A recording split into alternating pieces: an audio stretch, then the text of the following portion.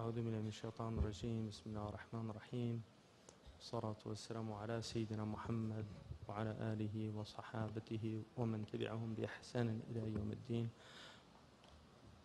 اللهم افتح علينا حكمتك وانشر علينا رحمتك يا ذا الجلال والإكرام. اللهم إني أعوذ بك من الهوى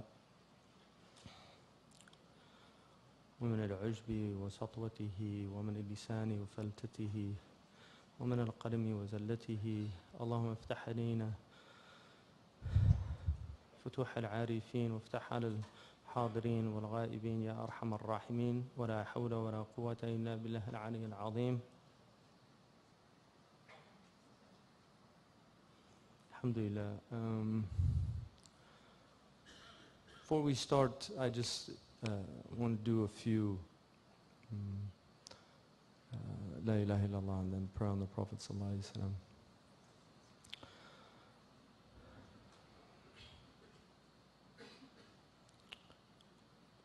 Astaghfirullah, astaghfirullah, astaghfirullah, astaghfirullah, astaghfirullah, astaghfirullah, astaghfirullah, astaghfirullah, astaghfirullah, astaghfirullah. إن الله وملائكته يصلون على النبي يا أيها الذين آمنوا صلوا عليه وسلموا تسليما. اللهم صل على سيدنا محمد وعلى آله وصحبه وسلم. اللهم صل على سيدنا محمد وعلى آله وصحبه وسلم. اللهم صل على سيدنا محمد وعلى آله وصحبه وسلم. اللهم صل على سيدنا محمد وعلى آله وصحبه وسلم. اللهم صل على سيدنا محمد وآله وصحبه وسلم. اللهم صل على سيدنا محمد وآله وصحبه وسلم. اللهم صل على سيدنا محمد وعلى آله وصحبه وسلم. اللهم صل على سيدنا محمد وعلى آله وصحبه وسلم. اللهم صل على سيدنا محمد وعلى آله وصحبه وسلم. اللهم صل على سيدنا محمد وعلى آله وصحبه وسلم تسليما. فاعلم أنه لا إله إلا الله، لا إله إلا الله، لا إله إلا الله، لا إله إلا الله، لا إله إلا الله، لا إله إلا الله، لا إله إلا الله، لا إله إلا الله، لا إله إلا الله، لا إله إلا الله. أشهد أن لا إله إلا الله وحده لا شريك له وأشهد أن سيدنا محمدا عبده ورسوله. سبحان ربك رب العزة عما يصفون والسلام على المرسلين والحمد لله رب العالمين. The ulama traditionally started any science with 10 what they called al-mabadi al-ashara. Did anybody do that? Any teachers before? Did anybody do that in this program? Okay. Every science has what are called al-mabadi al-ashara, and these are like al-mabda in Arabic is a beginning place. It's the place where you begin something. So it's a foundation. It's something that everything else starts from or emanates from. And so they considered that there were 10 foundations that you should know before you actually started in on something. And there are many versifications of these things, but probably one of the most famous is إن المبادئ كل فن عشرة الحد والموضوع ثم الثمرة. Every science, fen, and the Arabs traditionally called a branch of knowledge a fen, the art of. Like we talk about the art of poetry or the art of this or the art of medicine. So it's very similar to that idea. The fen is the art of something. So everything had these, every art has 10 mabadi or beginning points. Al-haddu is the definition of a thing. And so the definition of something is getting to the essence of it. And one of the things about modern people is that they don't really know hudud anymore. Like in Arabic, تِلْكَ حُدُودَ اللَّهِ فَلَا تَعْتَدُوهَا. These are the limits that God has sent. And so don't transgress the limits.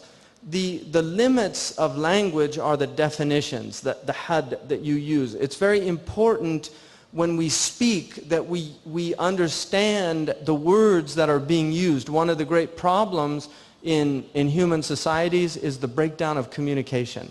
If I use a word like freedom, what is the definition of freedom? Americans are always talking about freedom. What is freedom? Hurriya. Because in Arabic, freedom is very different from the definition of freedom in this culture.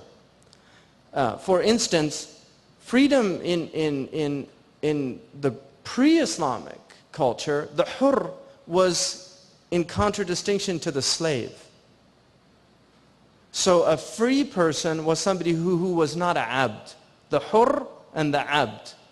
Now, one of the interesting things about Islam is it makes you Abdullah. Now, if you're Abdullah, what does that mean in the relationship to everything else?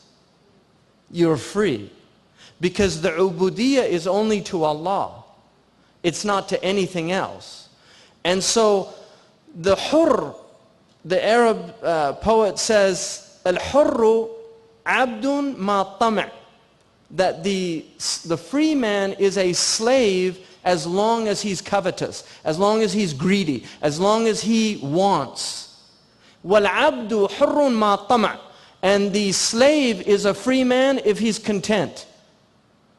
Which gets to the essence of the Arab understanding of freedom before Islam.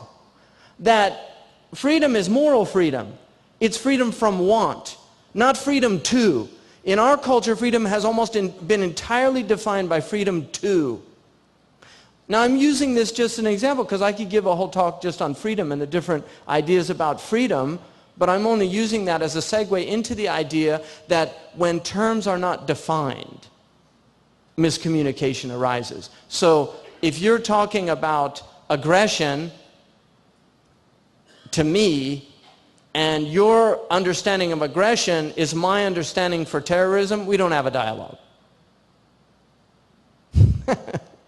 So you're saying I'm an aggressor and I'm saying you're a terrorist for, I mean, this is like the Arabs who say, one of the Jahili Arabs was asked, you know, what is oppression?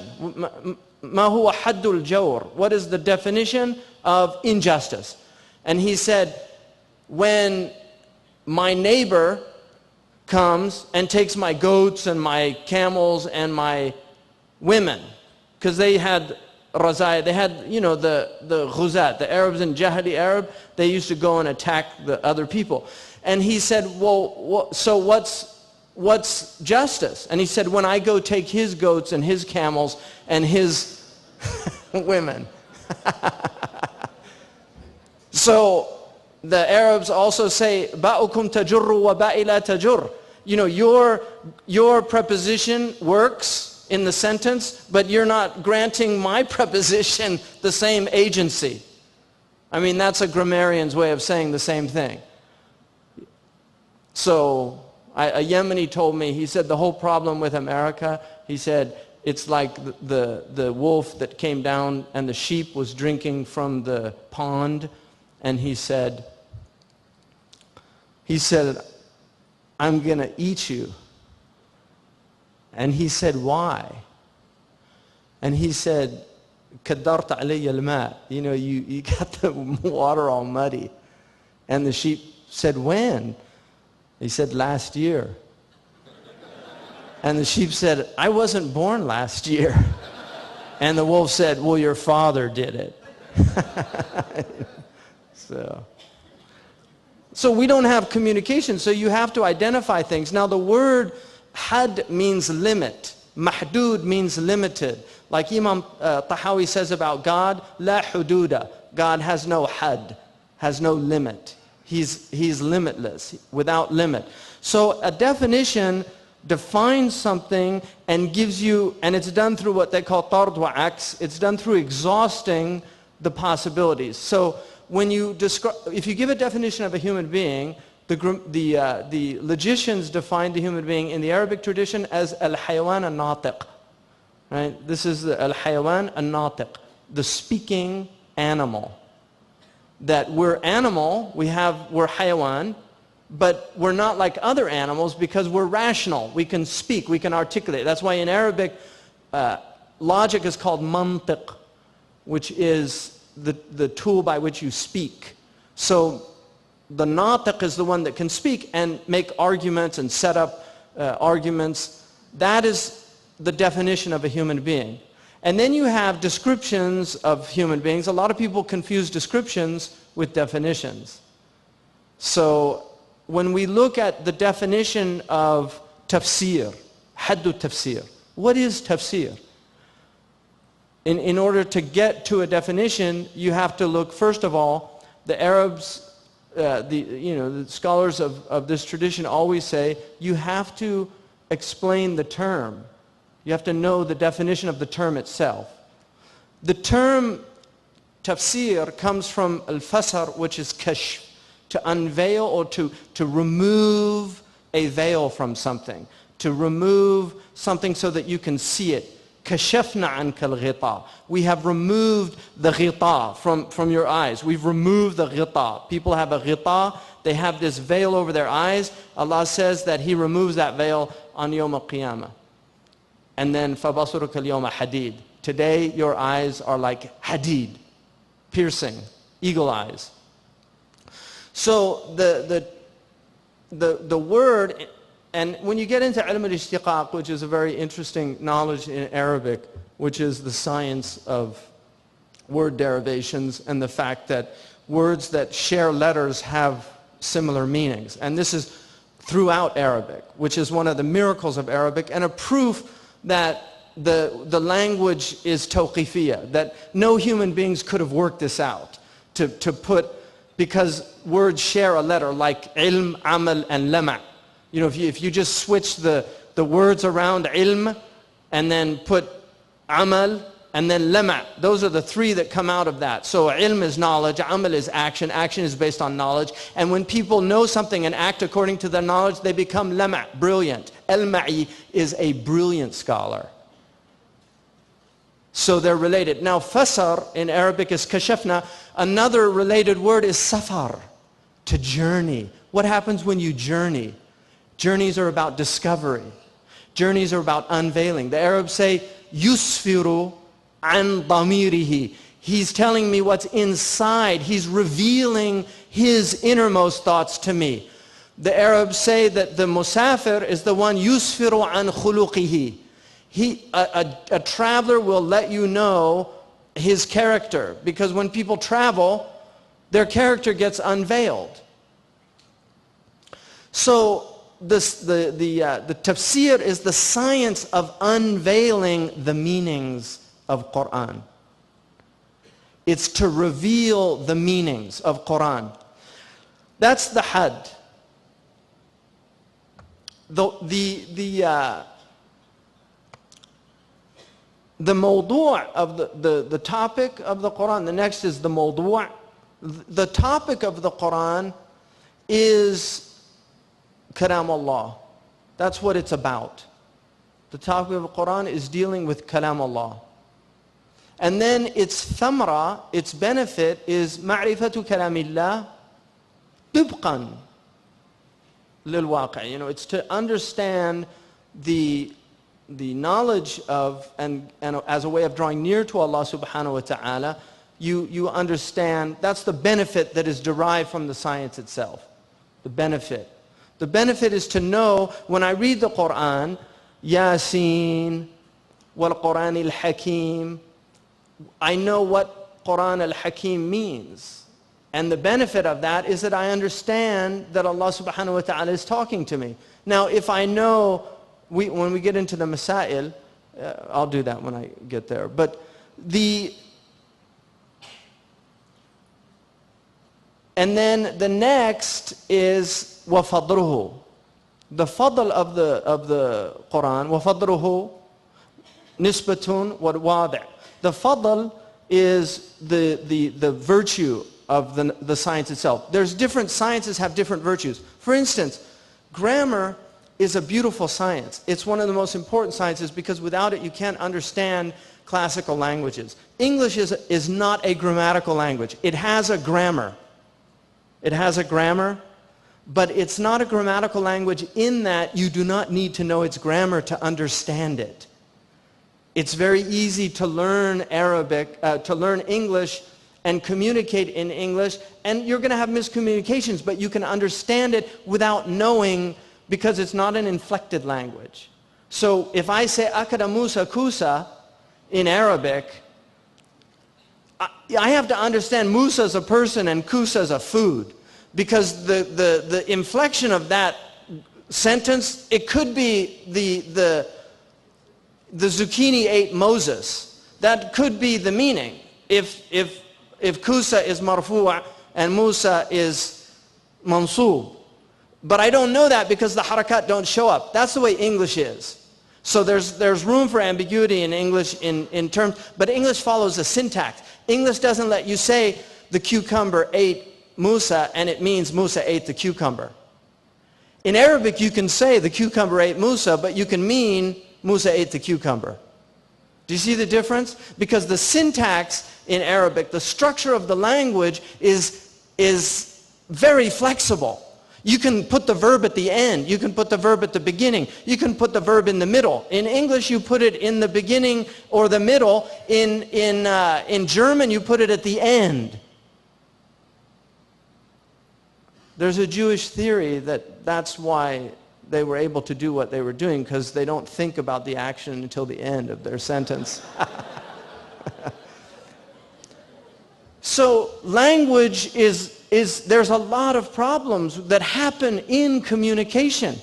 Now, if you look at knowing i'rab, you have to know grammar. Arabs, modern Arabs, they can read a newspaper, but if you forced most modern Arabs to read it with the ashkal, they'd be all over the place. In fact, the Arabs say, alhanu min qari. He's making more mistakes than somebody reciting from a book. Meaning that it's very easy to make mistakes in Arabic. I mean, even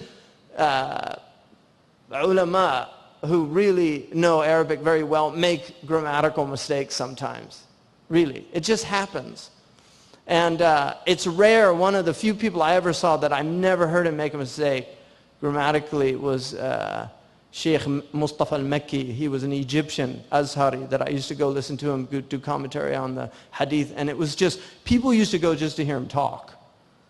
There were people there that really weren't even interested in the lecture. I think they were just like, it's amazing, you know, just the way he talks. Allah yarhamuhu.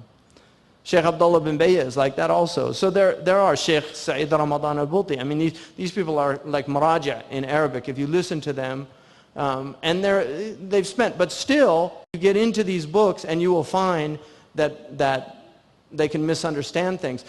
Many times Arabs know that when you read a sentence, sometimes you have to go back to the beginning because you worked out that, oh, what you thought was actually the subject was the object. So you get back and you have to go back and read it again. So it's a grammatical language in that it doesn't allow you to understand it without having either intuitive knowledge of grammar, which is how the pre-Islamic Arabs had it, and the early Arab Muslims, or to later on to learn it. And that's the way we have to do it now. You have to learn grammar to be able to read it properly. And so that the fadl of Arabic is that grammar has fadl. My point was grammar has a great virtue, but it's low in the Islamic sciences. It's the one you have to start with. Like one of the little phrases I learned early on was أهمها عقائد ثم فروع تصوف وآدة بها الشروع.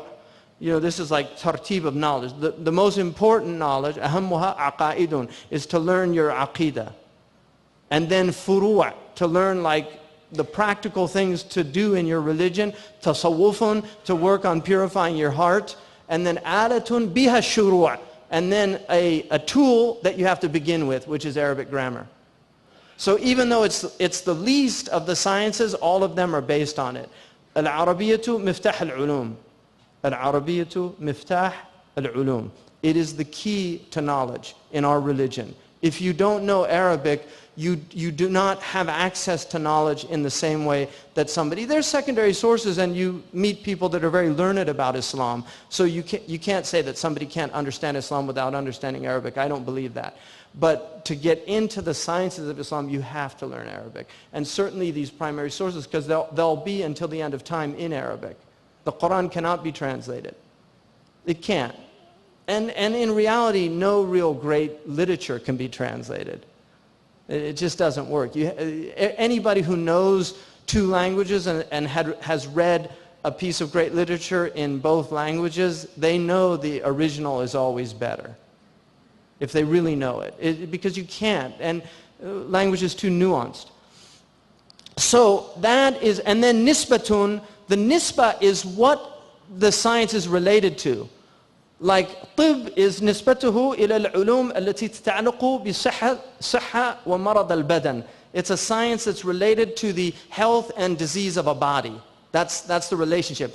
Tafsir نسبته إلى علوم الشرعية. It is in fact أفضلها وأعلاها. It's the highest and most exalted of all the sciences of Sharia. So this is its relationship to other sciences, is that. And then al-wadi' is the one who first formulated the science. It's important to know that because those people have fadl. They have virtue. And so classically, the scholars always honored the one who came with the science first. Like Imam al-Shafi'i was honored by being the founder of usul al-fiqh. That does not mean that the ulama weren't using usul before Shafi'i. They were. He was the one that saw what they were doing and articulated the methodology and theory. Nobody had done that before him. In the same way that Aristotle is the inventor of logic, but he wasn't the first person to ever use logic. People were using logic. Plato and Socrates are filled with Aristotelian. In fact, Aristotle uses most of his examples from Plato and Socrates. But he was the one that identified what they were doing, the formula. So tafsir has been going on from the very beginning. The Prophet was explaining the Qur'an. The ulama differ on who really is wadi' al-tafsir. Most of them say ar-rasikhun fil ilm. They're the ones Allah subhanahu wa ta'ala says about the Qur'an that it has two types of ayahs, the clear ayahs and the hazy ayahs. And then it says, that the people who have diseases in their heart follow the hazy ayahs, which is always a sign that somebody's not well. If they ask you what certain verses mean, and they're hazy verses, it's always a sign that something's going on. But Allah says, وَالرَّاسِخُونَ فِي الْعِلْمِ يَقُولُونَ آمَنَّا. The people firmly rooted in knowledge. And it says, وَلَا يَعْلَمُ تَأْوِيلَهُ إِلَّا اللَّهِ. Nobody knows the ta'wil except Allah of these hazy verses. وَالرَّاسِخُونَ فِي الْعِلْمِ. Some of the ulama say the wow there is called atf. It's a conjunction. And so it's actually saying Allah knows them and the rasikhun fil ilm, and then stop. And others say no, the wow is actually isti'naf. The sentence stops at la ya'lamu ta'wiluha illa Allah, that only Allah knows the ta'wil, and the rasikhun fil ilm say about that, we accept it. It's all from Allah. So there's a difference of that wow in tafsir. But Imam Ibn Abbas radiyallahu anhu said, وَأَنَا مِنَ الرَّاسِخِينَ. He actually said, I'm from amongst the rasikhin who know the ta'wil of the Qur'an, because the Prophet ﷺ said, Allahumma faqihu fi ad-din wa 'allimhu ta'wila. Faqihu fil Qur'an wa 'allimhu ta'wila. Teach him the Qur'an, the meanings of Qur'an, and teach him how to do interpretation of the Qur'an. So he was from those people. So this is a khilaf that's been going on for a long time. وَكُلُّ نَصٍ أَوْهَمَ التَّشْبِيهَ أَوْوِلْهُ وَأَوْفَوِّضْ وَرُمْ تَنْزِيهَ. There's ulama that say you can interpret everything in the Qur'an, and then there's other ones that say, except even the huruf al-muqatta'at, they have meanings that they say relate to those words. And they say that it's open as long as you have the adawat. If you have the tools of knowledge, right, then you can make that tafsir or ta'wil. If you don't, you can't. So Ibn Abbas is also, some say that he is the first real mufassir of the Qur'an, Ibn Abbas radiyallahu anhu. And if Ibn Abbas said something, it has a lot of authority amongst the ulama just because of who he is. And then the important thing is to determine, did he actually say it? Is the sanad sound or not? But generally, Ibn Abbas is after the Prophet ﷺ. If Ibn Abbas says something about the Qur'an, he has a position amongst the ulama and the mufassirun that is very high. And then al-ism is ilm tafsir, and it's also ta'wil, right? Because tafsir and ta'wil have synonymous meanings. Some of the ulama say no, that tafsir is what the words mean, like al-Qur'an. It's from qara'a, and the root is jama', to gather something, and it's the gathering of these words. Some say that it's غير mushtaq, it's its own word. It just means al-Qur'an, it's the name, like Allah. Some say Allah is not from al-ilah, it's just Allah. That's the proper name of God, and Allahu alam what it means. So these are differences, but if you know the differences, then that's also a type of knowledge of the meaning of the actual articulation. Al-Hakim is from hakama, which is to control something, to judge something, to be wise. Hikmah is wisdom. Hukm is judgment. Hakam is a judge. So Al-Hakim is the one, and then it's on a certain wazn that means fa'il and it means maf'ul. So it can be the thing that is judged, or the thing that is perfect, muhkam. You know, it's complete in its, there's a perfection to it, and it can also be the wise. So generally it's interpreted here as the wise Qur'an, al-dhikr al-hakim, you know, that it's wise. So that is knowing the tafsir, if you know the meanings. But then the ta'wil is, those are the denotations. If you want a word that's used in lexicology, a denotation is what the word specifically means. The connotation are the meanings that are possible, that are derived from that basic meaning. So when I say, for instance, hand, in English, this is a hand. But I also say, lend me a hand. I don't mean cut off your hand and I can borrow it. Like, lend me a hand. I'm asking you for help. So a connotation of hand can be help. You can also say, his hand is more powerful than his hand. Now I'm talking about power. You can say, I've got to hand it to him. Right? I mean, there's lots of ways that hand can be used. In Arabic, there's literally, there's about 17 meanings for hand. In dasht, which is Farsi, like Imam al-Ghazali said about people that were translating Qur'an into Farsi, he said you should never translate Yadullah into dasht khoda. Because he said if you say dasht in Farsi, he said it doesn't mean the same things it means in Arabic, so you're delimiting the meaning, which he said is unjust to the Book of Allah. It's a problem with translation, because Arabic meanings are very vast. So that is, ta'wil and tafsir are the names, but it's usually ilm al-tafsir is the name that's given for this science. And then al-istimdad, where does the science draw its knowledge from? Al-istimdad, yastamiddu from what? What does it draw its knowledge from? It draws its knowledge from the book, the sunnah, and then fatahul al-Arab fil balagha. You know, the great Arabs of Jahiliyyah, al-Arab al-Arba, al-Arab al-Musta'riba, qabla al-Khadrama. It's the Arabs that really knew Arabic. So you can use classical Arabic to interpret the Qur'an.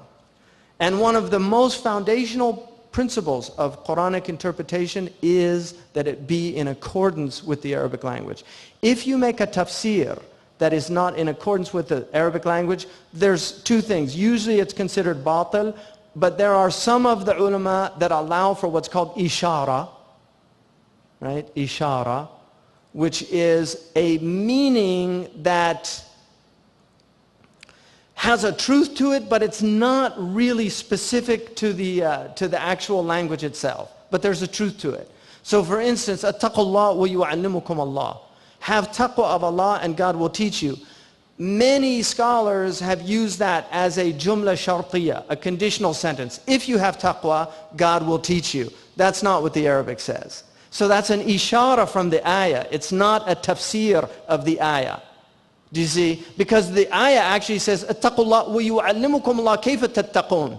Have taqwa of Allah, and God will teach you what you need to have taqwa. That's actually the meaning of the Arabic in the way that it presents itself.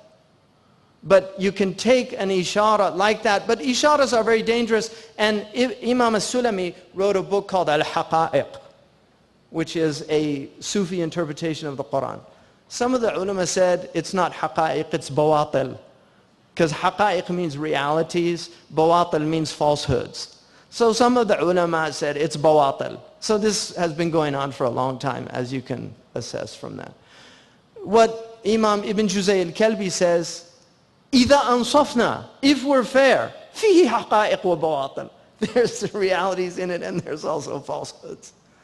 So tafsir can have ishara is a dangerous thing. And some of the Sufis took completely outrageous meanings that are unacceptable. And some of them took isharat, an example of that about like Saramun ala Ilyasin, like in relation to Yasin. Saramun ala Ilyasin. In Surah Safat, it says, peace be upon Ilyasin. Some of them say it means, there's different qira'at.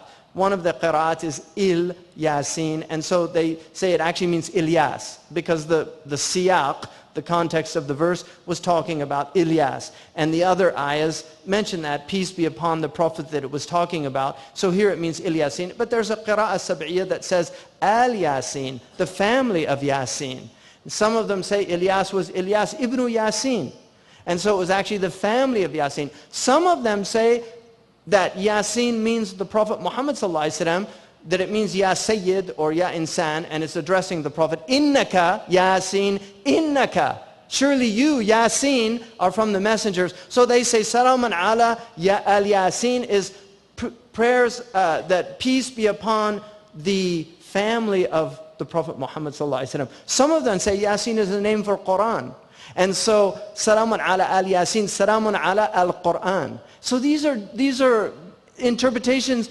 If you look, even one of the great Sufi commentators of the Qur'an, Ibn Ajiba, says about Salamun ala al Yasin, it says, As-siyaqu ya'ba, hada ta'wil. The context really doesn't allow for this interpretation. But yet, Ibn Kathir, a very authoritative scholar of tafsir, brings that as a tafsir of that verse, that it meant the Prophet Muhammad sallallahu alaihi wasallam. So these are the ways that the scholars now have looked at this science. With tafsir you have what's called naqal, and then you have aqal. Naqal and aqal are the tradition and then reason. These are the two components in tafsir. Naqal is what's handed down, and then aqal is how you understand what's handed down. Some of the ulama say, really the only safe tafsir is naqal. We should just say what the first 3 generations said and not really go beyond that. And other ones said that's insane, because the Qur'an is salihun li kulli zaman. It's appropriate for every time and place. And the reason that the Prophet ﷺ did not interpret it was for us to be able to derive meanings from it until the end of time. So the Qur'an is something where Ibn Umar was asked about tafsir, and he said, Ahsunu tafsirihi az-zaman. The best tafsir of the Qur'an is time itself. Just allow its meanings to unveil. Right? And then the hukm al-shari' is that it's fard kifaya. Hukm al-shari' is that it's fard kifaya. That somebody has to learn it amongst our community, because the book always has to be understood. One of the problems in the modern Muslim world is that the Quran is memorized, but the tafsir is not learned. And the Prophet ﷺ said, "Antum fi zamanin qalilun qurra'uhu, kathirun fuqaha'uhu." You're in a time when the people who recite the Quran are few, but the people who understand it are many. And he said, وسيأتي على أمتي زمان كثير قراءه قليل فقهاؤه يحفظون حروفه ويضيعون حدوده. But a time will come on my community, أو كما قال, a time will come on my community when there will be many Quran reciters, but few people who understand the Quran. They will master its letters, but they won't follow its injunctions. So the Prophet ﷺ warned about simply learning. It's a good thing to, and rote memorization is a beautiful thing, and it's one of the qualities of our ummah. But the Arabs say, حفظ وقرين خير من حفظ سطرين خير من قراءة وقرين وفهم سطرين خير من حفظ وقرين. To memorize 2 little lines is better than reading several pages, but to understand 2 little lines is better than memorizing several pages. So that's an important aspect. And then masailu are what is the Quran about? Well, the Quran tafsir, there are different tafsirs. The masail of the Quran are the awamir wa nawahi, the injunctions, prohibitions. That's the fiqh of the Quran. And certain ulama deal with that. Those are called tafsirs of ahkam. Like Imam al-Qurtubi, his tafsir deals largely with the ahkam of Quran. Qadi Abu Bakr ibn al-Arabi, his tafsir is called ahkam al-Quran. It deals with the ahkam. He focuses on the verses that relate to injunctions and prohibitions. And then you have tafsirs and al-Jassas from the Hanafi madhab. Then you have tafsirs that focus on the grammar of the Quran, i'rab al-Quran. So there's a whole slew of Qurans that deal with that. Then you have Qurans that deal with the balagha of Quran, like Al-Kashaf, which is one of the favorite traditionally Qurans of tafsirs of the ulama, which was written by Imam Zamakhshari, the Mu'tazili scholar. It's a brilliant tafsir, but it deals largely with the rhetorical nature of the Quran. Baqallani also wrote on that, I'jaz al-Quran, from that aspect of it. Al-Rifa'i and other ones. And then you have the tafsirs that are naqal, ma'thur. They're tafsirs that relate all the hadiths, like Ibn Kathir is focused on naqal. And then you have tafsirs that are related to the vastness of the Quran, like Imam al-Razi, Fakhruddin al-Razi. Some of the ulama, and it's like a hasad, but some of the ulama said about his tafsir, Mafatih al-Ghaib, فيه كل شيء إلا تفسير. There's everything in it except tafsir. Like my talk. Because people are saying, when's he going to get to Yasin?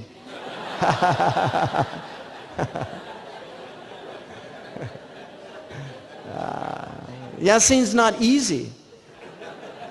Yeah, because tafsir scares me. I don't like tafsir because it's a heavy thing. It's a weighty thing. سَنُلْقِي عَلَيْكَ قَوْلًا ثَقِيلًا.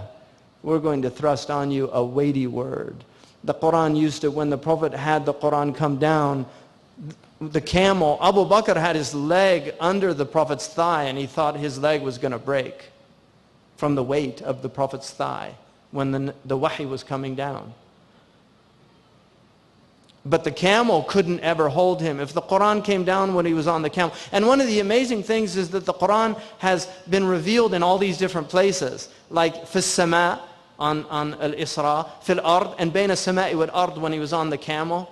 I mean, they use these examples that the Quran was revealed in all these different situations. Even in his bedroom when he was with Aisha, he said she was the only woman that the Quran was revealed like that to him. So, but Fakhruddin deals with philosophy, he deals with amazing meanings of the Quran and goes into that. So these are all the types of things. And then you have tafsir ishari, which are the Sufi tafsirs. And there's no doubt anybody who's fair, some of them are fascinating. They're very interesting to read because you just marvel at how they get these meanings out of the verses. Imam al-Qushayri's tafsir is beautiful, and it's generally a very accepted tafsir. And Ibn Ajiba has some amazing insights into the Qur'an. And he's quite, because he was such a vast scholar of the outward sciences, he'll tell you when he thinks they're off on this one. So these are all the different variations of the Qur'an. So now we'll begin. So that's what, I just wanted to give you, that's what the first lecture was, giving you a definition of the Qur'an, دعوة الخلق إلى عبادة الله, right? والدخول في دينه is the invitation of God to this worship of Allah subhanahu wa ta'ala, and to enter into this deen with Him. And then I went through what's that's based on, the aqaid and the ahkam, based on the understanding, and then the actions that relate to that understanding, and then based on the 7 subject matter of the Qur'an. Of every verse is one of those or more of those 7 meanings about the rububiyat, right? Uluhiyat, the rububiyat, the nubuwat, the ma'ad, the ahkam, right? What else? Wa'ad and wa'id, and the qasas. So those are the real foundation. And then this one was to let you know just what these 10 things are about this science. And now Surah Yasin is, surah in Arabic it can mean a fence or something, an enclosure. So it's something that's enclosed in something. And the surat, it's also yujma' ala suwar and surat, but it's an enclosure. Yusawiruhu aswira, the women know, they wear the siwar, right? And the siwar is from the same root. So the siwar is something that encompasses your wrist. So the surah is something that encompasses, in this it's like a chapter, what we would call in English a chapter, but it's an encompassing theme. And one of the very profound aspects of the Qur'an that's quite stunning when you get into it, and very few scholars have done it. Ibn Zubair al-Granati is one of them. I mean, Shaykh Muhammad Ghazali wrote a book recently, before he died, Allah yarhamuhu, called The Themes of Qur'an. And in the introduction, I don't know why they did this, but they said like he was the first scholar to do that. So whoever wrote that introduction hasn't read tafsir, because there were a lot of scholars that have done that. But they're not as many as one would think. But the famous ones, Imam Suyuti wrote a tafsir on the themes of Qur'an, Ibn Zubair al-Granati, but probably the best is al-Biqa'i, whose tanasib al-ayat is amazing when he shows how verses and surah are related to each other. But most of the ulama did a tafsir that just went from ayah to ayah, and they didn't create the themes of the Qur'an, which is problematic. Partly they did it to leave that to people. Once you understand it, you need to study the book. If they did it all for you, then you're just passive recipients, right? You have to think. Islam is about thinking. And يَتَدَارَسُونَهُ بَيْنَهُمْ, they study it together. So the Yasin, which is the 36th chapter of the Qur'an, is named Ibn Abbas. Oddly enough, I mean the muqatta'at, I think maybe did anybody talk about the muqatta'at before, the huruf of the Qur'an? The huruf of the Qur'an are not known. I mean the soundest thing of the huruf is Allahu A'lam. Allah knows what they mean. But Yasin, of all of them, Yasin is the one that most of the ulama actually do interpret. The other ones, they tend to say, I mean some say Alif Lam Mim, Alif is for Allah, Lam is for Jibreel, Mim is for Muhammad, and that's Allah to Jibreel to Muhammad. I mean, you get these types of tafsirs that they say, but generally we don't know. Taha, Alif Lam Ra, Allahu A'lam. But I would say one of the most intriguing for me aspects of the muqta'at is it's almost like Allah is saying, before you even think about reading this book, set aside what you think you know. Because if you come to this book with arrogance, there's nothing in this book for you. Like the the student who came to the Shaykh, and he was saying, I studied with so-and-so these hadiths, and I studied with so-and-so this book, and I studied with so-and-so this book, and I studied with so-and-so this book. And he was going on and on and on. The Shaykh was, and so what do you want to do? He said, I want to study with you. And so the Shaykh started pouring the tea, and then when the glass got full, it just kept fully, going over. And the student said, stop, it's full. He said, why? And he said, because it can't take any more. And he said, so a full cup can't take any more. He said, right. He said, well, you seem like a full cup. What are you coming to me to learn for? So the Alif Lam Mim is, have some humility when you come to this book.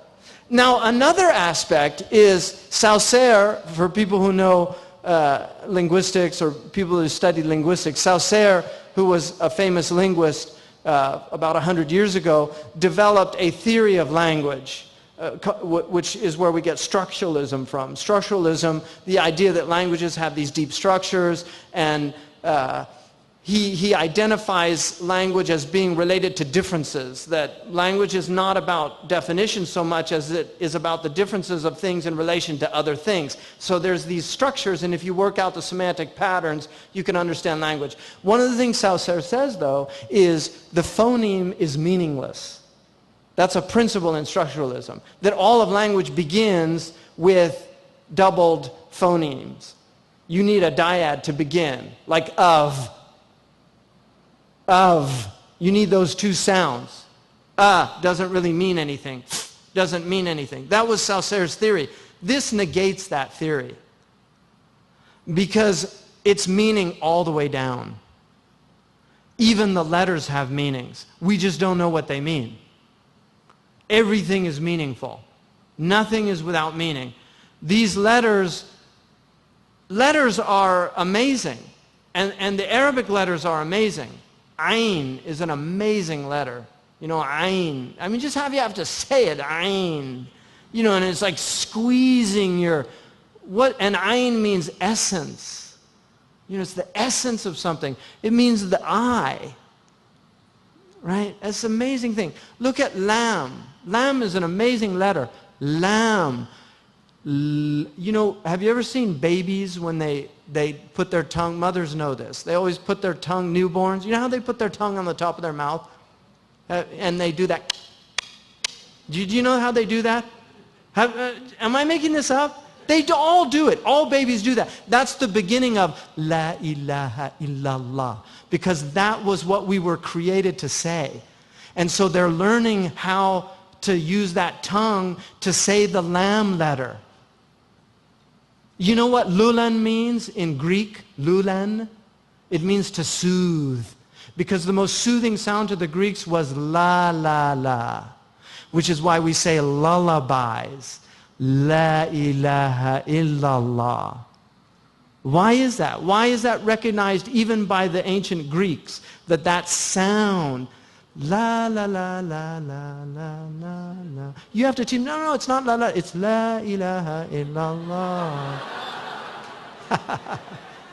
It's much nicer. It has meaning, and it'll soothe your heart. Really, it's amazing. So these are amazing things. Ra is an amazing letter. I love Ra. And the Arabs call it harfu takrir, which is the letter that does rrr. That's what takrir means. But then they say, but it's named that so that you don't do rrr. Right? So Moroccans, when they recite Qur'an, they always do the rrr. But if you go to the East, they don't do that. Right? But the Ra sound, if you look at Arabic, rrr letters usually relate to pulling something along, like marra, farra, karra, right? It's amazing because the rrr, right, marra, marrat, it keeps happening over and over again. Karra, to flee, farra, to flee, karra, to go back. So it has the idea of something being dragged. Yajurru, jarra, to drag, literally. That's what jarra means. And then lam and ra are related. They're from the same makhraj. Say la. Now say ra. Right? Do you feel the articulation? That's called a makhraj. Ra, la. Right? And that's why ra and la are often interchangeable in the Arabic language, in words. You can actually interchange lam and ra in words and you'll get the same meaning. It's amazing. So the huruf and muqatta'at are these secrets that Allah doesn't tell us what they mean, but we know they have meaning. So we say Allahu A'lam. But Yasin, if you take the word insan and you turn it into a diminutive, which is called a tasghir in grammar. A diminutive is like pepito in Spanish, right? Pepito, little peppy, right? So we don't, in English, we don't really, we say little, peppy. We don't say pepito. So our diminutives aren't very sophisticated. But in Arabic, you have diminutives where you can say insan, and if you want to say little man, you say unaysin. Unaysin. And ya means oh. And then the Arabs like to do this thing which they call hadf, which is to cut things out that they just sound long or... So unaysin is too long to say little man. So they just say sin to mean little man. Or big man, because tasghir is used for ta'zim also. So it's a nice thing about Arabic. The Arabs have wonderful strategies for insulting people, and then when the person gets insulted, they can always switch and say, I didn't mean that. It's really interesting. There's so many devices in the Arabic language to do that. And one of them is tasghir. Because you can call a man tasghir for tahqir, to like belittle him, but you can also call it to exalt him because it's a term of endearment. Oh, my little one. And it's a term of... So you can, if you call a man, you little man, and he's, what? How dare you call me little? No, no, no, I meant that. I love you. So that's what Ibn Abbas said that meant. And he said it was in Lughat Tay and in a riwayah in Syrianiya that it meant man in Syrianiya, seen. So Yasin is how it begins. Now some say that, generally there's what they call idhar. You have idgham and idhar in tajweed.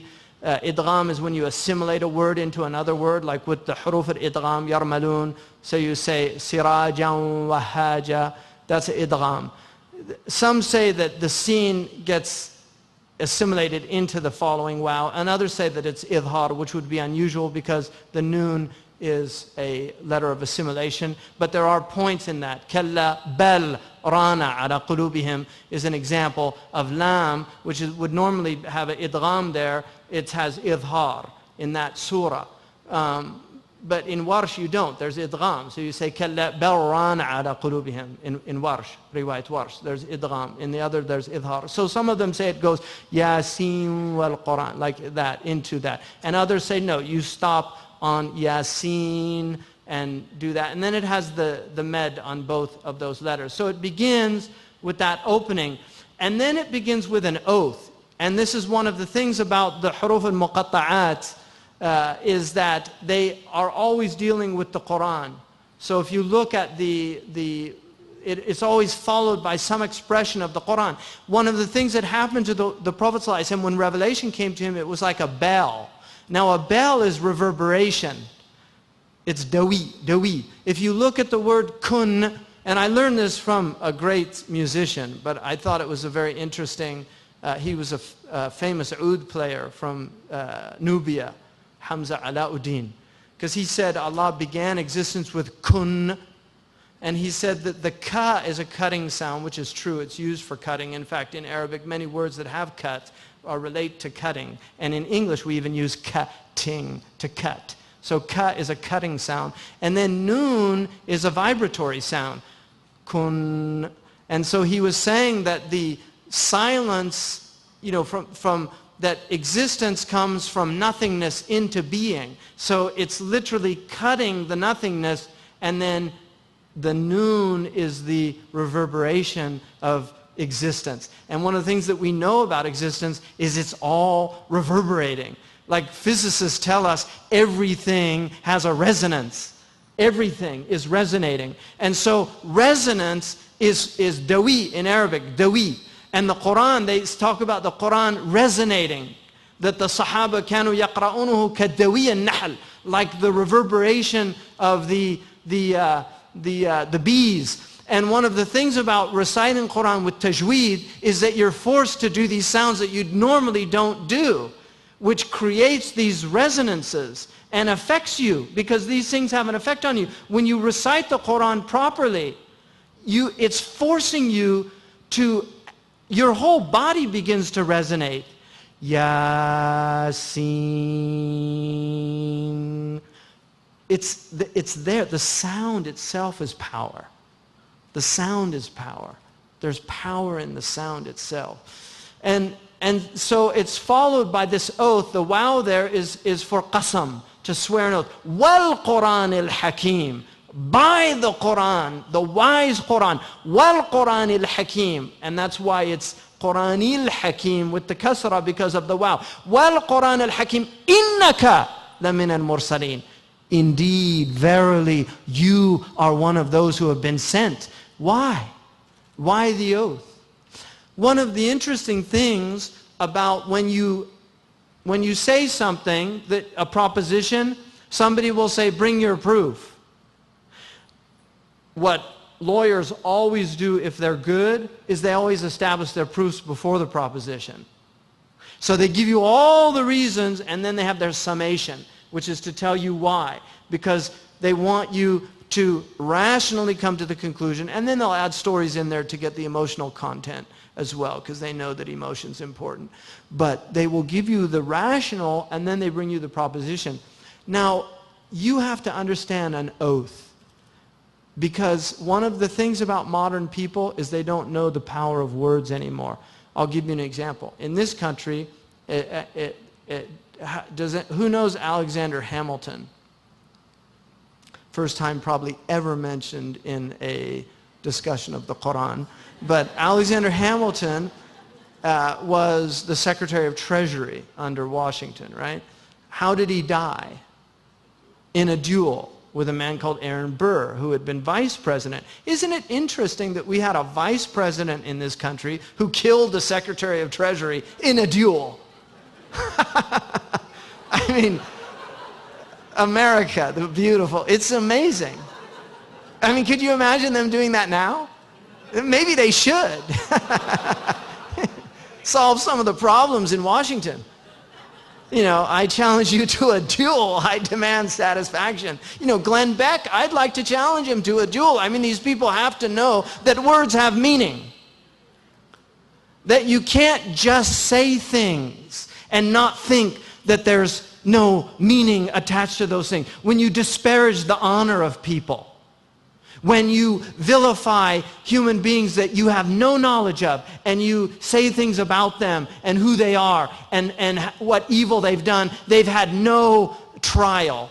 Like Imam Luqman in Detroit. What trial was he given? He's condemned. There's a jury, and a judge, and an executioner. Really?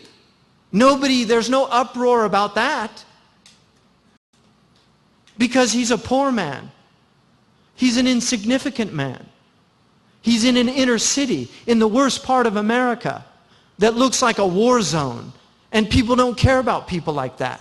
So they can go in and just gun a man down who was a Navy SEAL, served his country. And what's the charge? Fencing stolen goods? This is how you deal with people that sell stolen, but they didn't even steal the property. This is how you deal with people that fence stolen goods? You raid their place of worship and let a dog out on the person and then gun them down when they shoot the dog in self-defense? But who cares, right? It's like these people in Cleveland. It's like these women in Cleveland. Who cares? 14 women, convicted rapist, sex offender. But who cares? They're just poor people, right? Who cares? Even though people were complaining about the smell coming out, calling the police for months. No, words have meaning. If somebody calls for help, you should help them. There's actually haqq al-inqadh in Islam, that people have a right to be saved, no matter who they are. Whether they're Jews, Christians, Hindus, Buddhists, it doesn't matter. Words have meaning. People disparage people's honor all the time. There was a time when people would actually demand satisfaction because honor meant so much to them. What did the founding fathers write when they wrote there?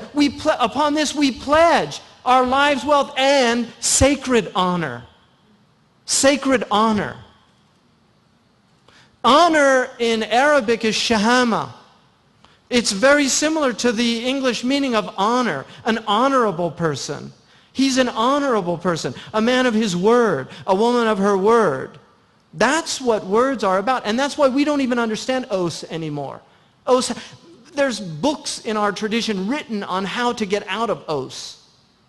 That's how important people. Now we just say, wallahi, wallahi, wallahi, wallahi, wallahi, wallahi. And nobody thinks about what wallahi means. You know, wallahi is used, it's unbelievable how people use wallahi now. It has no meaning. Wallahi ya akhi ana qutra, wallahi ana. Why are you swearing an oath? It's a big thing to swear an oath. I used to tell Arabs I was born in a town called Wallah Wallah, which is true, and they would say, Wallah Wallah.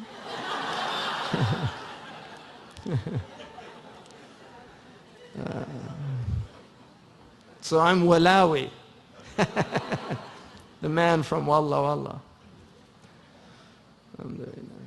So people don't understand oaths anymore. And that's why, you know, Herodotus, the great Greek historian, said, of all nations, no one takes the oath more seriously than the Arabs. This was centuries before Islam. Of all nations, no one takes the oath more seriously than the Arabs. If an Arab gives you his word, you know, my father said when he was young, he remembered a saying, you know, he's like in his 80s, but he said when he was young, he remembered a saying, I'd rather have an Arab on his word than a contract. That was a saying that people had about Arabs. Like Arabs were people of their word. And that's why to swear an oath is not an insignificant thing. When Allah says, Wal Qur'an al-Hakim, to the Arabs this was a big thing. To swear an oath that you are a messenger of God. Innaka lamin al-mursalin. There, it's the answer to that oath. You are. Surely, verily. Now you have tawqeed. Because he could have said, Wal Qur'an al-Hakim, anta rasul, anta mursal. No. Innaka, verily, indeed, surely, an emphasis. And then la again, to use it again. That you are lamin al-mursalin. This is, I mean, we don't understand modern people. It's sad that we've lost this access. But this, when the Arabs first heard this, even the Jahili Arabs would be, it's power. It's power. It's power. It's innaka lamin al-mursalin. You know, this is real. This is not a lie. And who was Al-Amin? The man who didn't tell lies. The man who didn't need to swear an oath because everybody believed him without an oath. So what does it mean when he swears an oath? And what does it mean when he's telling you his Lord is swearing an oath on his behalf? Yasin, wal Qur'an al-Hakim, innaka lamin al-mursalin, ala siratin mustaqim, on a straight path. La i'wijaja fi. You're not on a crooked path. This is a straight path. You're on a straight path. This is the path of istiqamah. This is the way of uprightness. You're commanding to honesty. You're commanding to taking care of the poor. You're commanding to treating women with dignity. You're commanding to take care of the widow and the orphan. You're commanding to purify people from arrogance, from envy, from hatred. You're commanding people to join the bonds of kinship. You're commanding people to treat animals with dignity. You're commanding people to fight wars with rules of engagement. You're on a straight path. There's no crookedness in your path. And the people that are against this path that you're calling to are crooked people. That's what this is about. على صراط مستقيم تنزيل العزيز الرحيم. This is a tanzil. And this is mansub and marfu' according to the different qira'at. I'm doing warsh, where he has it marfu'. Some say it's mubtada, tanzil al-aziz al-rahim. Litundhira is the khabar. And some say that it's a khabar and then the mubtada is mahduf. For people that are interested in why there's differences of these rafa', I'm not going to explain that. Tanzil al-aziz al-rahim is, the tanzil is the bringing down of this book. That nazala tanzilan, so it's a masdar. Nuzzila tanzilan or nazala. Nazzala inna anzalna, anzala, nazala. They have slightly different meanings in Arabic, whether it's inzal or tanzil or nuzul. But they all mean coming down, nazil. Tanzil al-aziz al-rahim. The aziz, one of the things that Fakhruddin al-Razi said, that if you want to understand the Qur'an, the secret of the Qur'an is in the divine names. And that's a man who spent his entire life thinking about the Qur'an. And it's quite extraordinary why Allah uses, for instance, Al-Aziz Al-Rahim is unusual because usually it's what? Al-Aziz Al-Hakim. Like one of the punishments for the asariq wa sariqatu faqta'u aydiyahuma, that Allah subhanahu wa ta'ala ends that verse with Al-Aziz Al-Hakim, because azza fa hakama. You know, Allah is Aziz. He has made property sacred. If you break the sacred trust of property, He has a hukum, and the hukum is severe. That's why when a Bedouin heard Asma'i recite the verse, and Asma'i said, Innaka ghafurur rahim, the Bedouin said, Hada kalam man? Who said that? And Al-Asma'i said, Allah subhanahu wa ta'ala. He said, La wallah. He was Bedouin, didn't know anything about Qur'an. He said, Allah didn't say that. And Al-Asma'i said, thought about the verse and realized he'd made a mistake, and then said, Aziz al-Hakim, and the Bedouin said, Hada kalamullah. That's he said, Azza fa hakama. You know, but you don't cut off hands and then say you're merciful and compassionate. It's a different tajalli. So it's very interesting that here there's a tajalli of izzah and of rahmah. Because the Qur'an is bushra and indhar. He's bashir and nadhir. There's the aziz in telling us he's dhu intiqam, and then there's the rahim in telling us that he's going to forgive us if we turn to him.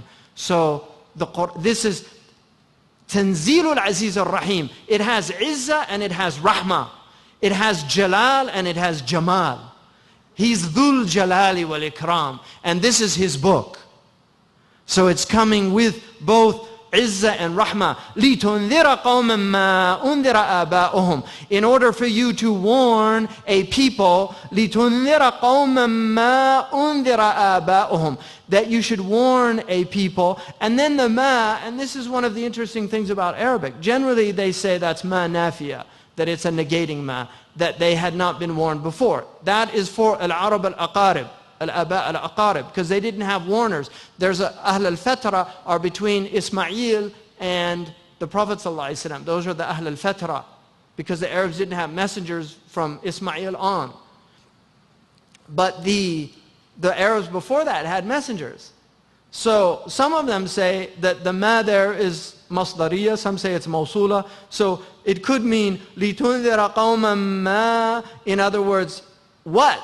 أُنذِرَ آبَاؤُهُم. What their fathers had been warned about. So you're bringing the same warning that your fathers had been warned about before. That's al-aba al-aba'id, the fathers that are very far away. And some say, no, it means it's mawsula, it means alladhi, right? Or, the same thing that which they had been warned of before, or it means that hadn't been given a warning. That's one of the things about the language of Qur'an. It holds several meanings, and all of them are sometimes valid, because they relate to different things. Like The Arabs did have warners, but they were a long time ago. And this is reminding you. It's tajdeed. It's bringing the same. Or it's been so long that your fathers hadn't been warned, your recent fathers. So it could be either one. فَهُمْ غَافِلُونَ. So that's the reason they're غَافِلُون. They're غَافِلُون. What is غَفْلَة? غَفْلَة. Huh? What's that? Ghafwa is sleeping. Yeah, ghafla is more like heedlessness. Somebody who's in a heedless state is called ghafil. The simpleton or a fool is called mughaffal because they're easy to trick. So they're not paying attention. Like people that fall for Ponzi schemes would be called mughaffalun. You know, because they're not thinking. They're easy to trick. So ghafla is about heedlessness. Imam al-Junayd said all of sin or wrong action is rooted in ghafla.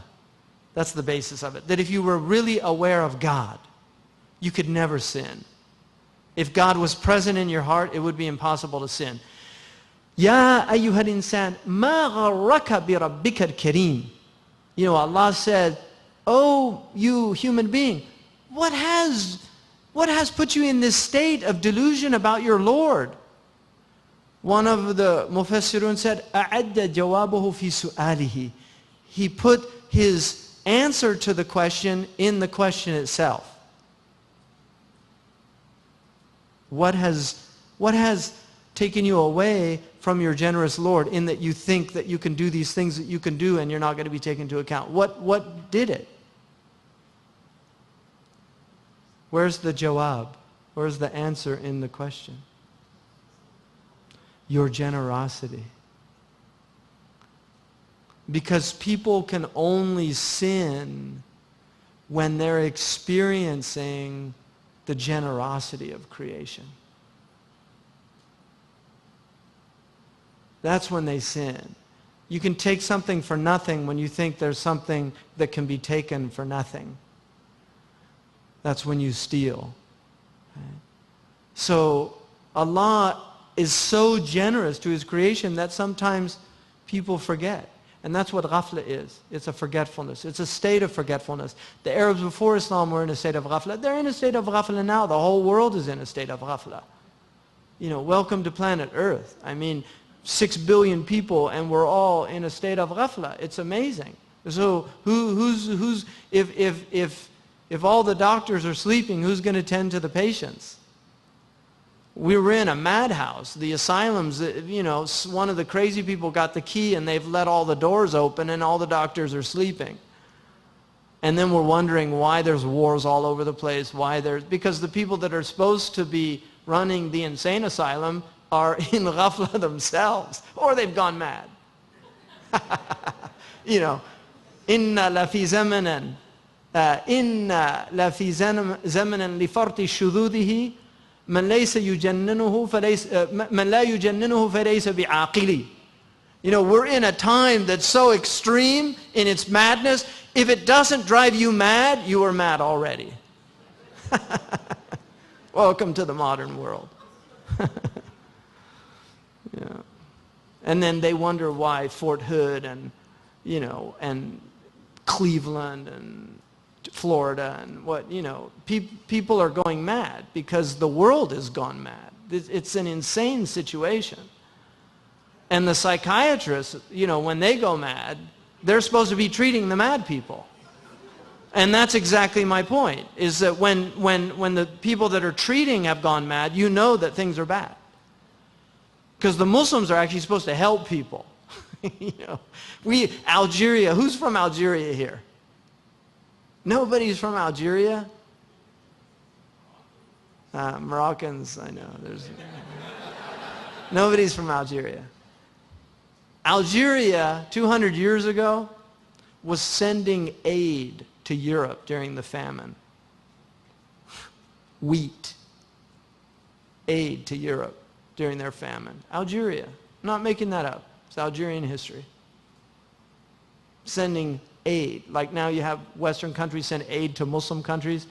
Only 200 years ago, Muslim countries were sending aid to Western countries.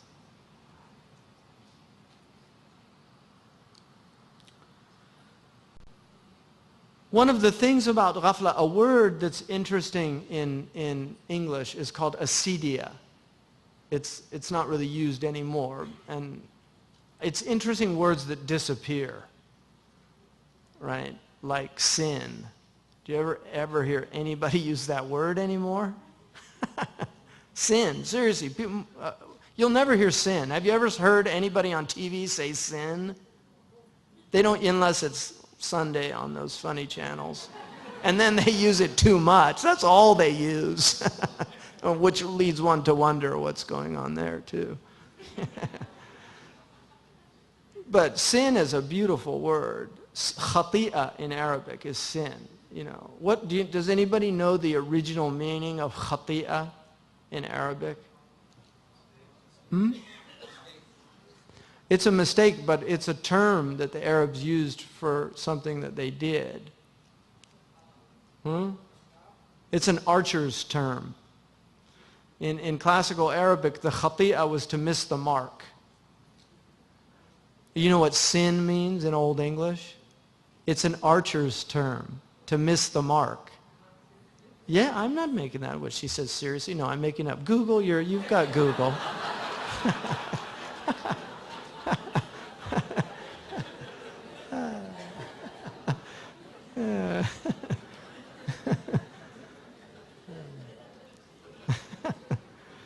Okay. Seriously. Yeah. She missed the mark. It's all right. What is the idea of missing the mark, if that's what a sin is? What's the idea behind that? This is a very interesting idea. If you miss the mark, and that's a sin, what's the idea behind that? You were trying to get the bullseye, but you missed it. So you were trying to do something good. And that's why human beings, even when they sin, they're actually trying to get a benefit for themselves. But they've misplaced the benefit. They see the vice as a virtue. But it's actually, they wouldn't do something if they didn't think there was something in it for them. Humans don't do that. So they're aiming for something that they think is good for them, but they've missed the mark. And that's what the prophets are about. They come with tasweeb. They're the ones that teach you how to aim properly. No, you're too short. You're too far. Extremism, right? You're either too liberal or you're too conservative. Muslims are independents. Yeah. I would never join a party. And like Mark said, I would never join a party that would have me as a member. I would never join a party, really. Any party except Hezbollah. And that's not the one in Lebanon. They shouldn't use these terms. You know, call yourself something else. You know, seriously, it's such arrogance to do that. I'm sorry, with all respect to whoever and whatever, it's arrogance to say that you're, I mean, that's a da'wah. Allah knows who. And أَلَا إِنَّ حِزْبَ اللَّهِ هُمُ الْغَالِبُونَ. So you haven't defeated Israel yet. You know, hum al-ghalibun. That's what Allah says. People that are His, He will give them victory always, in everything. And if you're not, you should worry about where you are. You know, but Muslims have to be very careful. All these claims, you know, these claims. We make so many claims.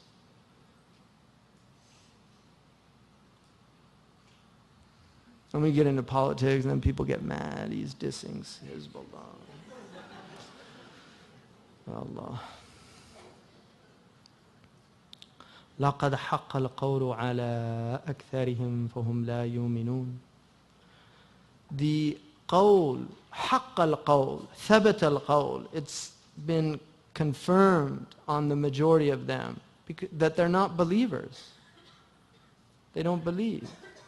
And حق القول أملأن جهنم من الجنة والناس أجمعين. That Allah has أصحاب النار. There's people for the fire. That's what that means. إِنَّا جَعَلْنَا فِي أَعْنَاقِهِمْ أَغْلَالًا فَهِيَ إِلَى الْأَذْقَانِ فَهُمْ مُقْمَحُونَ. We have placed in their necks aghlal, these collars. And they're big collars, so they can't bend their neck. فَهِيَ إِلَى الْأَذْقَانِ, they're up to the chin. فَهُمْ مُقْمَحُونَ. And some say the ghul is the hand, so they're actually tied like this. Right? That it's like that. So they have collars that have their hands tied up, because the ghul is a qaid for al-yad. So Allah, and this is what's called in balagha isti'ara tamthiliya. It's an example that it's using very expressive language, figures of speech, to create an understanding in the mind, like a metaphor that, when you say Zaydun Asadun, Zayd is a lion, you don't mean that Zayd is an animal that has a mane and teeth and growls or roars. You mean that he's courageous. So it's a way of driving that point home and creating a tamthil, an image in the mind of a person that enables them to really see the reality of these people's state. So that is the majority of scholars say this, because it's talking about these people specifically who were being called to Islam. And what's worse about them is that they weren't even interested in examining the proposition. And that's what acedia is. The word acedia is translated, it's a Latin term, but it's translated as sloth. But in Christian theology, acedia was not laziness, that people are lazy in their work. It was spiritual laziness, that people weren't interested in finding out the truth. That's what acedia is. And so this is really the warning about people that are suffering from spiritual acedia, that they're like people that have there's no humility. Because what do people do when they're humble? They lower their chins down to their breast. How did the Prophet come into Mecca? With his chin on his breast. That's how he came in as a conqueror. If that was his state when he was a conqueror, then what was his state in normal circumstances? Because when you're conquering, that's the time to jump up and down, and that's what people do. Like these people, when they won the World Series, they didn't come out with their chins bowed down and humble and said, it's such an incredible honor to defeat a team like the Phillies, and we just were humbled by this victory. And, no, they were jumping up and down and gloating.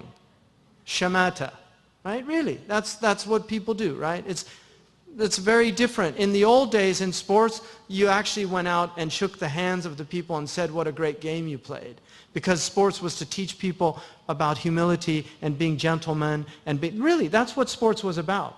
It wasn't about this. This is all new, modern spectacle. It's not sportsmanship.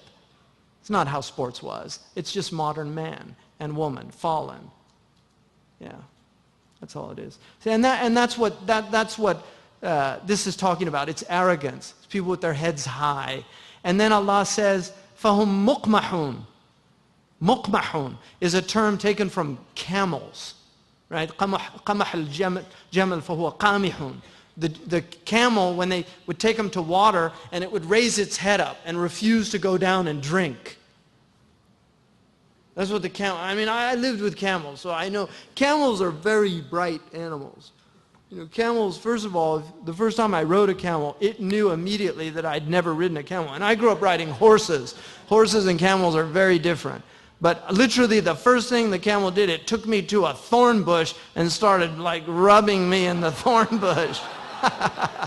And all the Bedouin, they were just laughing their heads off. They just thought that was hilarious. It wasn't. I had scratches all over, and But I learned after that to let them know right away that I knew exactly what the game was. Like I was being nice to the camel. No, you hit them right on that they have a little nodule right on the top of their head, and boom, you give them a good little whack, and suddenly they're nice and everything's wonderful. Yeah. But they're filled with pride, and And they look around and do this thing. That's the muqmah. You know, qamihun. They're arrogant. Qur'an? Why should I read that book? Well, because 1 out of every 4 people actually thinks it's from God. That seems like a pretty good reason just to be interested in it. You know? Doesn't that seem logical? Just to read it and see maybe there's something in there?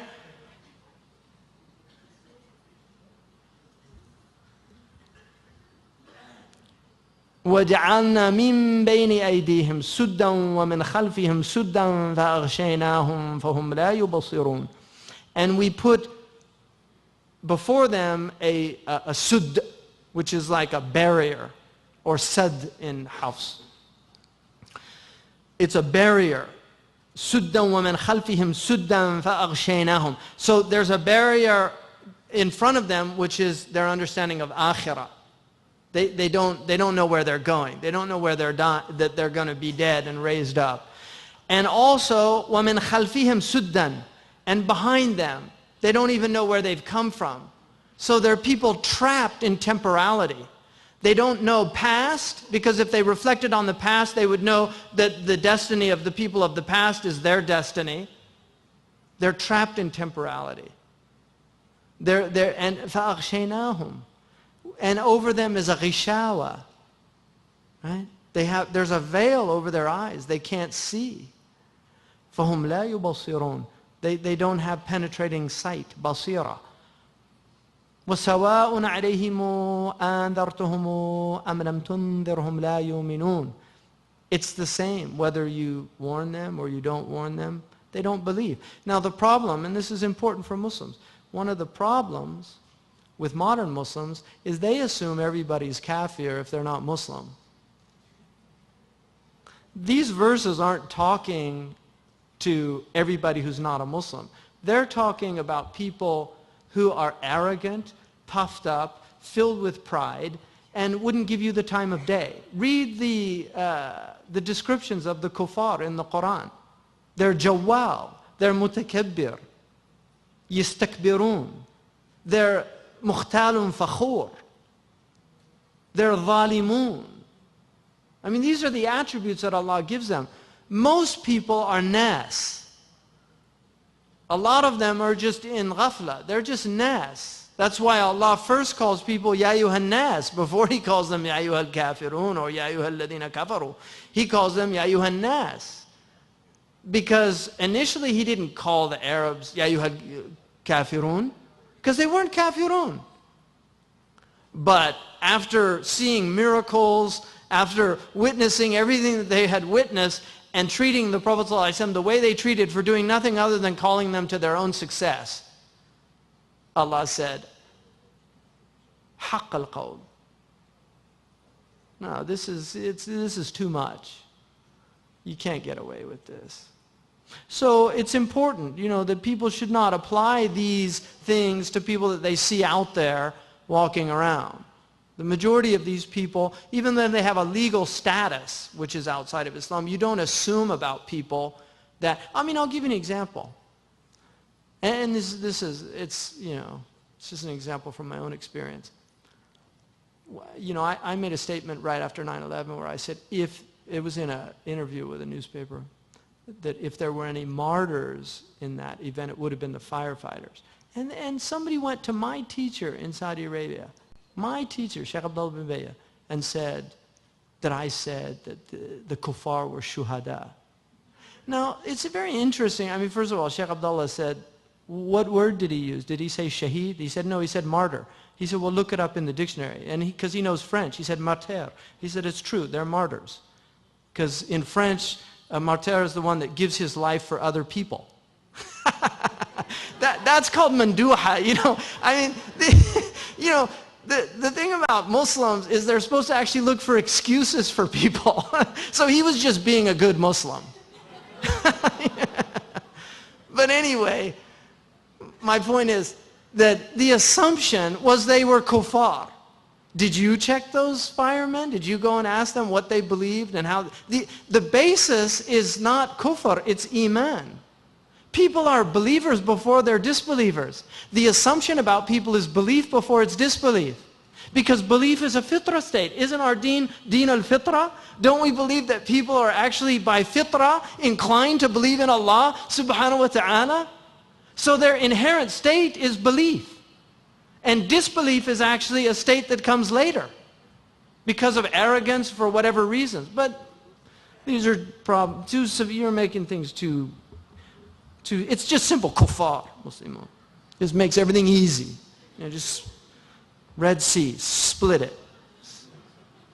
We're on that side, they're on that side. Well, not me. You know, I'm a convert.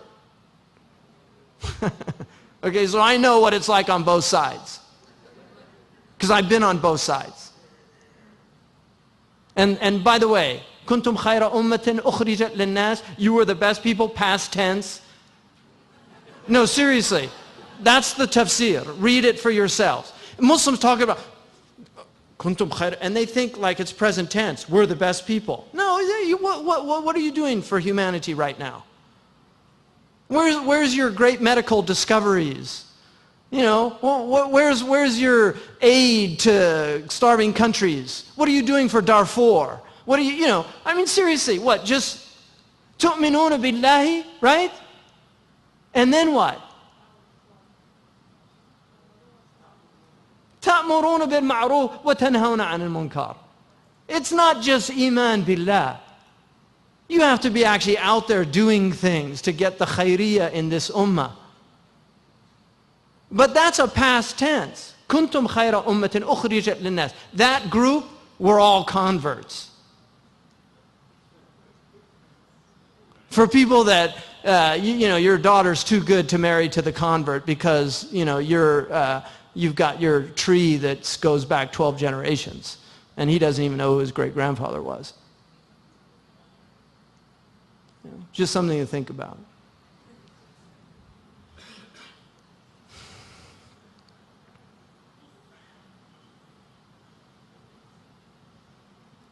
إنما تنذر من اتبع ذكر وخشي الرحمن بالغيب فبشره بمغفرة وأجر كريم. Surely you warn the one who will follow this reminder has khashya of the merciful when nobody else is looking. You know, because a munafiq will display outwardly, but when nobody's there, what's between you and Allah subhanahu wa ta'ala, that's where it counts. فَبَشِّرْهُ. Give him bushra. So there's the indhar. You warn them about what happens if you don't follow this, but if they follow it, they have bushra. Give them bushra of forgiveness for any of their shortcomings, their sins, missing the mark, falling short, and a great and generous reward. إِنَّا نَحْنُ نُحْيِي الْمَوْتَى وَنَكْتُبُ مَا قَدَّمُوا آثَارُهُمْ وَكُلَّ شَيْءٍ أَحْصَيْنَاهُ فِي إِمَامٍ مُبِينٍ.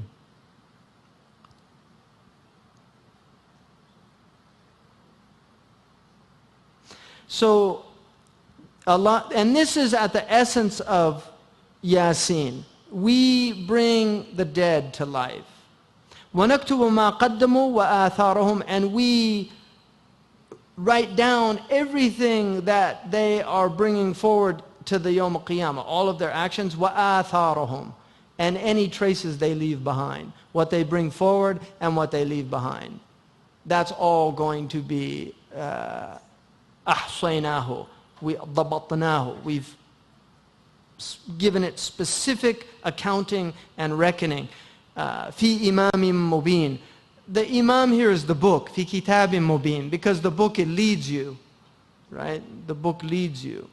في إمام مبين, in a clear book. The نكتب, the malaika write everything down. Banu Salama were a tribe outside of Medina, and they were between the Quraysh, Mecca, and Medina itself. I mean, they're in just outside Medina, but if the Quraysh came, they would have come and met up with Bani Salama. And they were a very strong tribe. But they used to go every morning, and it would take them a long time to walk to the masjid. And so they told the Prophet ﷺ that they wanted to move into Medina so that they could pray with him Fajr and not have to walk so far. The Prophet ﷺ was troubled that it would leave an opening for the enemies in Medina so that they could get them at dawn or something or sneak up on them. But on the other hand, he was very compassionate and saw that they were trying to come to Fajr and that. So Allah, this verse was revealed to let them know that that walking you're doing every morning, it's all in your book. And alhamdulillah. So Asma's just got up and I'm done, and that's a good place to end. Inshallah, may Allah put this all in our book on the Yawm al-Qiyamah, in the good book, on the good side. Jazakumullah khairan. Subhanakallahumma wa bihamdika ashhadu an la ilaha illa anta astaghfiruka wa atubu ilayk. Wa la hawla wa la quwwata illa billahi al-ali al-azim. Alhamdulillah. Jazallahu anna Sayyidina Muhammad sallallahu alayhi wa sallam khairan ma jazayta nabiyyan an ummatihi. Ameen.